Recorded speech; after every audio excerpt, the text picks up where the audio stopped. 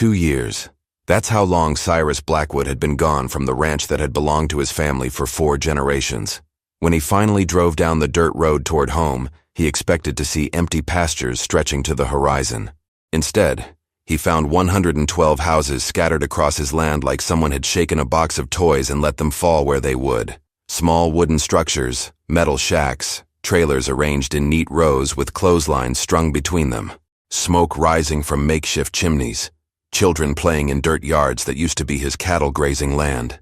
But the strangest part wasn't the invasion itself, it was how organized it all looked, as if someone had planned this down to the last detail. And the only road leading in or out of this accidental town ran straight through his property, ending at a single gate that he still controlled. Cyrus sat in his pickup truck at the top of the ridge, hands gripping the steering wheel until his knuckles went white. The late afternoon sun cast long shadows across what used to be his grandfather's prized pasture. Now it looked like a refugee camp had sprouted overnight from the dry earth. He counted the structures again, hoping he'd made a mistake the first time. 112. Each one representing a family that had decided his absence meant his land was free for the taking. He'd left this place 2 years ago for reasons he still couldn't bring himself to think about. The ranch had been in the family since his great-grandfather won it in a poker game, back when this part of Texas was still considered the frontier. 30,000 acres of good grazing land, reliable water sources, and isolation that most folks these days would pay a premium for. But isolation worked both ways. When you were gone, nobody was around to stop people from moving in and making themselves at home. A woman emerged from the largest structure, a double-wide trailer positioned at what appeared to be the center of the settlement. She was maybe 40, dark hair pulled back in a practical ponytail, wearing jeans and a work shirt that had seen better days. She looked up toward his truck and raised her hand to shield her eyes from the sun. Even from a distance, Cyrus could tell she was studying him with the same intensity he was studying her little town. This wasn't the look of someone who'd been caught doing something wrong. This was the look of someone who'd been expecting him. That realization hit him like cold water. They'd been expecting him to come back, which meant they knew whose land they were on, which meant this wasn't some innocent mistake or desperate families stumbling onto abandoned property.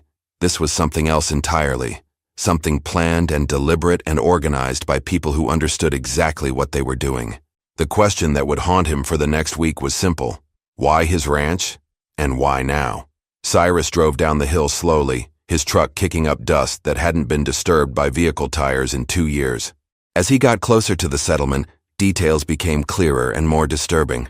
Solar panels cobbled together on several roofs, a community garden with neat rows of vegetables, children's bicycles leaning against makeshift porches. This wasn't a temporary camp. These people had put down roots, deep ones, with the confidence of folks who planned to stay. The woman he'd spotted from the ridge walked toward his truck with steady steps. She didn't look nervous or guilty. If anything, she carried herself like someone walking across her own property to greet a visitor. When Cyrus rolled down his window, she was already standing beside his door with her arms crossed. "You must be Cyrus Blackwood," she said. Her voice carried a slight accent he couldn't place, something that suggested she'd learned English as a second language but spoke it better than most people who'd grown up with it. "I'm Elena Vasquez. We've been expecting you. Have you now?" Cyrus kept his voice level, though his heart was beating fast enough to make his chest tight. "And how long have you been expecting me on my own land?" "About 6 months. That's when we heard from the county records office that the property taxes had been paid up. Anonymous payment, cash in full. We figured that meant you were planning to come back eventually." She said it like that explained everything. Like finding out someone had paid his taxes without his knowledge was perfectly normal. Cyrus felt a chill that had nothing to do with the desert evening air creeping in. He hadn't paid those taxes. He'd been living in Phoenix, working construction jobs and trying to forget this place existed. His bank account barely covered rent and groceries, let alone property taxes on 30,000 acres.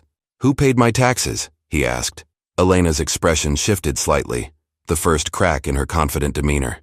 "We assumed you did." "I didn't." For several seconds they stared at each other while that information settled. Someone else had paid his taxes. Someone who wanted to make sure he could come back to his ranch. Someone who knew about the people living on his land and had made sure they'd have to face him eventually. "How many families are you talking about here?" Cyrus asked. 112 families, 437 people total, including children. The precision of her answer told him she'd been keeping careful records. This wasn't chaos. This was organization at a level that required planning, leadership, and resources, which brought up another question that made his stomach clench with something that felt like fear. Where did you all come from, Elena? She looked back toward the settlement, where faces had started appearing in windows and doorways, people watching their conversation with the intensity of folks whose future hung in the balance. That, she said quietly, is complicated. And in that moment, Cyrus realized that whatever was happening here was much bigger than a simple land dispute. Elena led Cyrus through the settlement on foot, past gardens where tomatoes grew in neat rows and children played between solar panel arrays that looked professionally installed. The organization bothered him more than the invasion itself. Whoever had planned this understood infrastructure, logistics, and long-term survival. These weren't desperate families who'd stumbled onto abandoned land. These were people who'd been recruited for a specific purpose. Most of us worked for Hartwell Agricultural, Elena explained as they walked past a community water system that definitely hadn't been there 2 years ago. Seasonal workers mostly, picking crews, equipment operators, some office staff. When they closed down operations last spring, 400 families lost their income overnight. Cyrus knew Hartwell Agricultural. They'd owned massive farms throughout Texas and New Mexico, employing thousands of migrant workers. Their bankruptcy had made state news, but he'd been too deep in his own problems to pay attention to the details. So you decided to squat on my land? We decided to survive.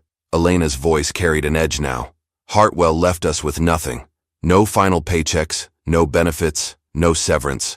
Just eviction notices and empty promises. We had families to feed and nowhere to go. They stopped in front of a structure that served as some kind of community center. Through the windows, Cyrus could see people gathered around tables, discussing something with the intensity of a town council meeting. A man in his 60s looked up and caught sight of Cyrus through the glass. His expression shifted from concentration to something that looked like recognition. The thing is, Elena continued, we didn't just randomly choose this place. Someone contacted us. Someone who knew about the Blackwood Ranch, knew it was empty, and knew exactly how to help us get established here. Who? They called themselves a relocation specialist. Said they worked for an organization that helped displaced agricultural workers find temporary housing. They paid for our moving trucks, provided startup funds for solar panels and water systems, even gave us detailed maps of your property showing the best locations for housing and infrastructure. Cyrus felt his chest tighten. This wasn't random. This wasn't even opportunistic. This was orchestrated, planned by someone with resources and detailed knowledge of his ranch. Someone who'd wanted these families here when he returned. Did you ever meet this relocation specialist face to face? No. Everything was handled through phone calls and money transfers. But they knew things about this land that we couldn't have found out on our own. They knew about the water table, the soil conditions, even which areas got the best sun exposure for solar panels. They knew about my water rights. Elena nodded slowly. They knew about everything.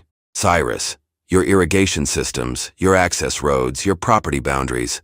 They had architectural surveys of your ranch that looked like they'd been done by professionals. Someone had been watching his property, studying it, preparing for this moment. But why? What did anyone gain by filling his ranch with displaced farm workers and forcing a confrontation with him? The answer, when it came to him, made his blood run cold. Someone wanted him to do exactly what he was thinking about doing. Someone wanted him to feel cornered, angry, and desperate enough to make a choice that would define him forever. They wanted him to close the road. That night, Cyrus sat in his truck at the edge of the settlement, watching families gather around small fires for dinner. The normalcy of it made his anger burn hotter. Children doing homework by solar-powered lights. Adults discussing work schedules and community business. All of it happening on land that belonged to him. Land that his great-grandfather had won in a card game and his grandfather had defended during the drought of 1953. His phone buzzed with a text from an unknown number. Hope you're enjoying the reunion. Time to make your choice. Cyrus stared at the message until the screen went dark. Someone was watching him right now, waiting to see what he would do. The puppet master who'd orchestrated this whole situation was close enough to know he'd arrived, close enough to send real-time messages, but they'd made one mistake. They'd assumed they could predict his response. He drove to the main gate, the only exit from the ranch onto the county road. It was a simple cattle gate, the kind ranchers used to keep livestock contained while allowing vehicle access. Beyond it, The road stretched 15 miles to the nearest town. No other routes led in or out of this section of his property. The geography that had made this location perfect for a ranch also made it perfect for a trap.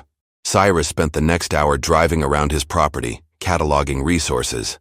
An old logging operation had left piles of timber near the eastern boundary. A construction project from years ago had produced stacks of concrete barriers his father had never gotten around to removing. And his grandfather's pride and joy, a collection of massive boulders that had been moved here decades ago to create decorative landscaping around the main house, each one weighing several tons. By sunrise, he'd made his decision. If someone wanted to use his ranch as a chessboard, they were about to learn that he didn't play by other people's rules. The first truck arrived at 7 in the morning, loaded with concrete barriers. Cyrus positioned them across the road just beyond the gate, creating a wall that would stop any vehicle from reaching the county road. Next came the boulders, moved with his grandfather's old tractor and winch system, each one placed with careful precision to eliminate any possibility of driving around the barriers. Elena appeared while he was positioning the final logs across the road, massive pine trunks that would require heavy equipment to move. She stood 50 yards away, watching him work with an expression he couldn't read. "You're trapping us here," she said when he shut off the tractor engine. "I'm controlling access to my property. There's no other way out. I know. We have children here. Cyrus, families who need to get to work, to school, to medical appointments. You should have thought about that before you moved onto my land." Elena stepped closer, close enough that he could see the fear behind her anger. "This isn't just about property rights anymore. You're holding 400 people hostage." Cyrus looked back at the barricade he'd built. Concrete, stone, and timber, creating an impassable wall across the only road. He'd done exactly what someone wanted him to do, but now he was committed.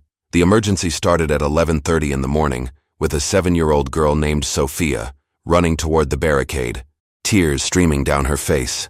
Her mother followed close behind, carrying a boy who couldn't have been more than 4 years old. The child was unconscious, his skin gray and clammy, his breathing shallow and irregular. "Please," the mother begged Cyrus in Spanish-accented English. "He needs a hospital. He has diabetes and we're out of insulin." Cyrus stood between the family and his barricade, watching the boy's chest barely rise and fall. Behind him, the massive logs and concrete barriers blocked the only route to medical care.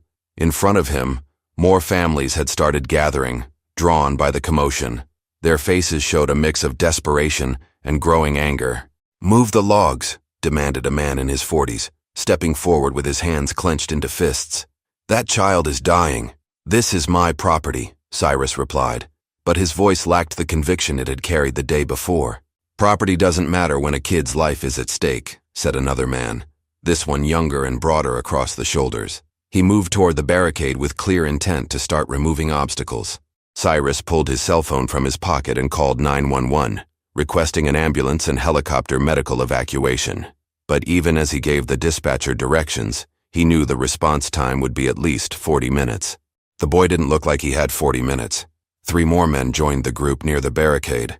Elena appeared from the settlement, running toward them with something in her hand, a medical kit. She knelt beside the unconscious boy and checked his pulse, her face grave. "We can try to stabilize him with what we have, but he needs real medical care within the hour or we'll lose him," she said. The broader man stepped onto the first log, testing his weight against it. "Help me move this thing."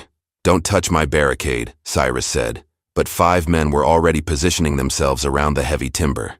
They lifted together, muscles straining, and the log shifted 6 inches. Cyrus drew his grandfather's pistol from his belt, a .38 revolver that he'd carried for rattlesnake protection since he was 16. The men froze. "Step away from the barricade." "You're going to shoot us for trying to save a child?" Elena asked, her voice cutting through the tension like ice.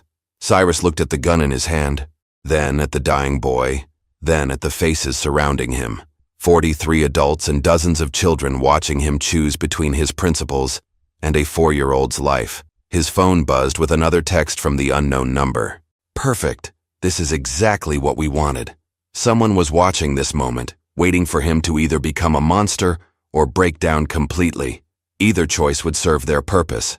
But as he looked at the boy's mother pleading with her eyes, Cyrus realized that some choices transcended manipulation. He holstered the gun and grabbed one end of the log himself. The helicopter medical evacuation took 12 minutes to clear the boy from the ranch. 12 minutes during which Cyrus held the barricade open and watched 3 other families pack their vehicles and drive toward the county road. By the time the aircraft disappeared over the horizon, 17 people had left the settlement. Elena stood beside him as the dust settled from the departing vehicles. You could have let them all go. Could have, but you didn't. Cyrus walked back to the pile of logs and concrete barriers, studying the gap he'd created. Wide enough for emergency vehicles, but easily blocked again if he chose to do so.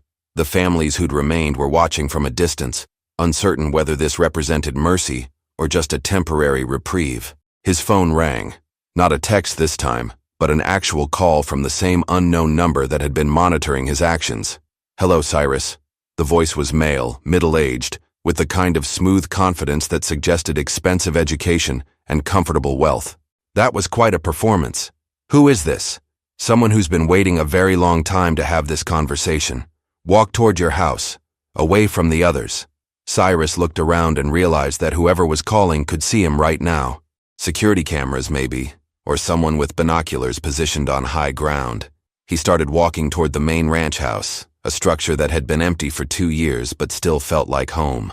"You're probably wondering why I went to all this trouble," the voice continued. "Moving 400 people onto your land, paying your taxes, creating this whole elaborate scenario. The thought had crossed my mind. Your grandfather killed my father in 1953. Shot him dead over a water rights dispute during the drought. Self-defense, the sheriff called it. But I've seen the witness statements. Your grandfather executed a man who was just trying to save his cattle." Cyrus stopped walking. His grandfather had never mentioned killing anyone. Family stories talked about the drought, about defending the ranch against desperate neighbors, but never about actual violence. "You're lying. I have the court records, police reports, newspaper clippings. Your grandfather was a murderer who hid behind a badge and family connections, and you're his legacy. What does that have to do with these families?" "Everything. I wanted to put you in the exact same position your grandfather was in. Desperate people threatening your water, your land, your way of life. I wanted to see if you'd make the same choice he did." The voice paused, letting that sink in. "The difference is, I have cameras recording everything. When you inevitably hurt someone to protect your precious property, the whole world will see what the Blackwood family really is." Cyrus reached the front porch of the ranch house and turned back toward the settlement. Elena was still watching him, close enough to matter, but far enough away to be safe. "You underestimated something," Cyrus said into the phone. "What's that?" "I'm not my grandfather." Cyrus spent the next hour searching for cameras around the ranch house and settlement, but whoever had installed them knew what they were doing. The equipment was too well hidden or too sophisticated for him to locate with a casual sweep. Instead, he drove to the county courthouse in town, leaving the barricade open and Elena in charge of maintaining order among the remaining families. The courthouse records office had boxes of documents from 1953, including police reports from the drought year when neighboring ranchers had fought over water rights.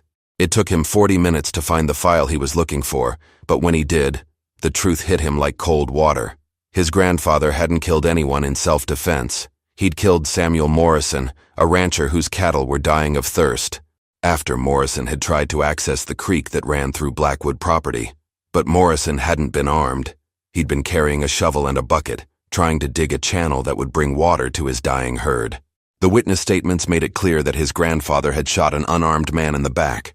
Worse, Morrison had left behind a pregnant wife and a 12-year-old son named David Morrison, now in his 70s, wealthy enough to orchestrate elaborate schemes, bitter enough to spend decades planning revenge against the family that had destroyed his childhood. Cyrus drove back to the ranch with a plan forming in his mind.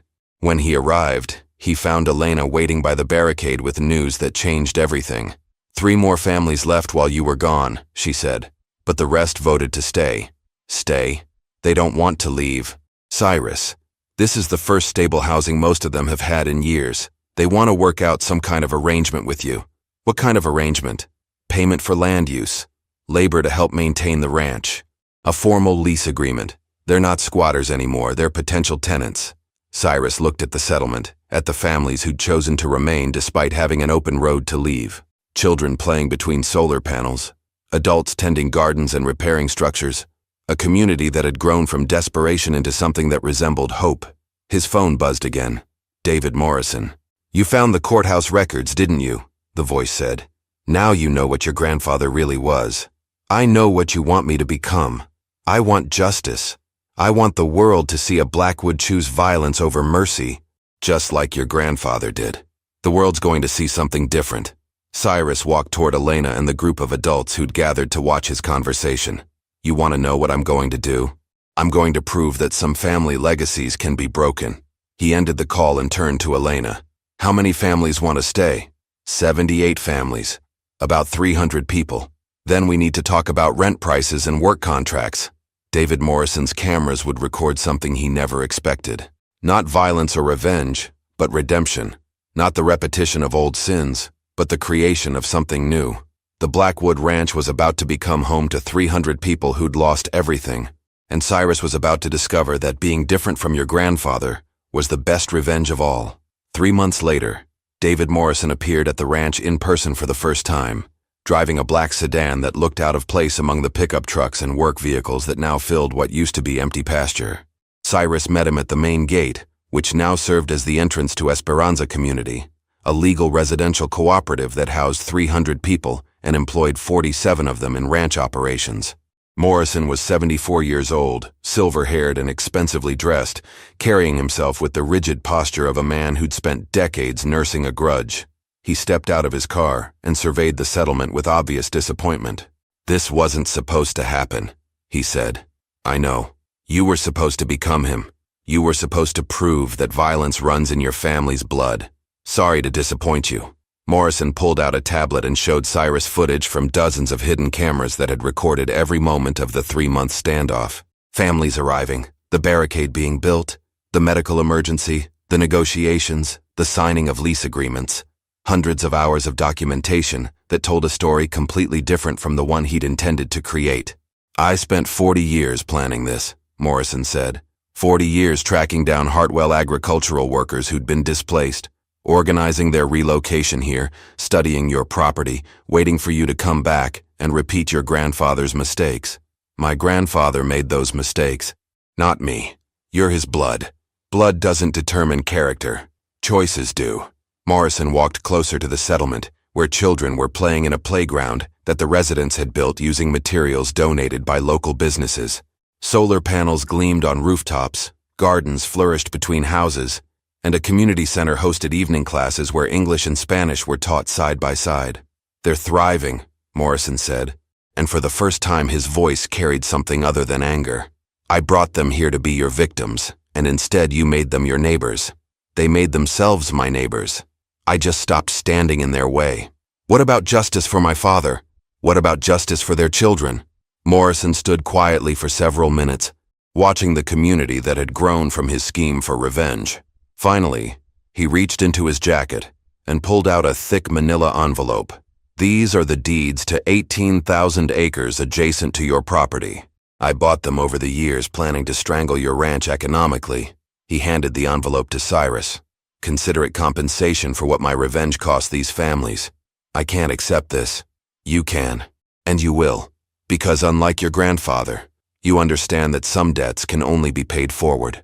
Morrison returned to his car and drove away, leaving Cyrus holding property deeds worth more than $2 million. The same man who'd spent 40 years planning elaborate revenge had just donated a fortune to ensure the success of the community he'd tried to use as a weapon. That evening, Elena found Cyrus sitting on his front porch, looking out at the lights of Esperanza Community twinkling in the desert darkness. "Any regrets?" she asked. "About which part?" "All of it. The barricade, the standoff, letting us stay." Cyrus thought about the question seriously. "I regret that it took me so long to understand that the best way to honor good land is to share it with good people." 6 months later, Esperanza Community was featured in a documentary about innovative housing solutions for displaced agricultural workers. The film never mentioned the Blackwood family history or David Morrison's cameras. It focused instead on what could happen when desperate circumstances met unexpected mercy, and how the most powerful barriers weren't made of logs and concrete, but of fear and old pain. The only road leading into the ranch remained open, welcoming anyone who came in peace. If you enjoyed this story of redemption and second chances, click the video on your screen to watch another unforgettable tale where courage and compassion change everything. Don't forget to subscribe and consider a super chat to help us bring you more stories like these. Your support means everything.